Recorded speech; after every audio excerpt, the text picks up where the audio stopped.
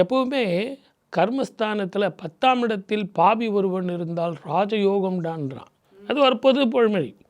எல்லா ஜோதிடரும் அதே தான் திருப்பி சொல்லியிருப்பாங்க, நானும் அதை தான் சொல்கிறேன். அது ஒரு தம்புருள். இந்த 10ஆம் இடத்துல இருக்கிற சனீஸ்வரர் இங்கே வர்றதுங்கிறது அற்புதமான பலனை கொடுக்கும். வியாபாரம் பண்ணுறவங்களுக்கு புதிய வியாபாரம் அமையும்.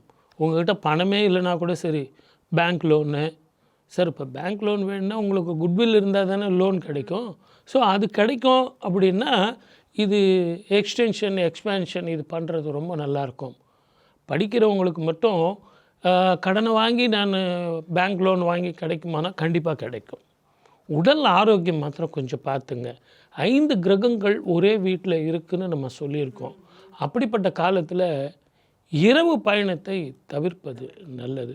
அது மட்டும் இல்லை, இந்த சனியும் செவ்வாயும் இருக்கும் பொழுது, சனியும் செவ்வாயும் பார்க்கும் பொழுது தயவு செஞ்சு எலக்ட்ரிசிட்டியில் நெருப்பினால் உங்களுக்கு சில பிரச்சனைகள் வரும்.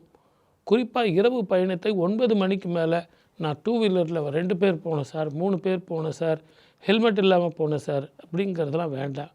கொஞ்சம் பொறுமையாக போங்க, பாதுகாப்பாக இருங்கன்னு நான் சொன்னனே ஒழிய பயப்படுவதற்காக சொல்லலை.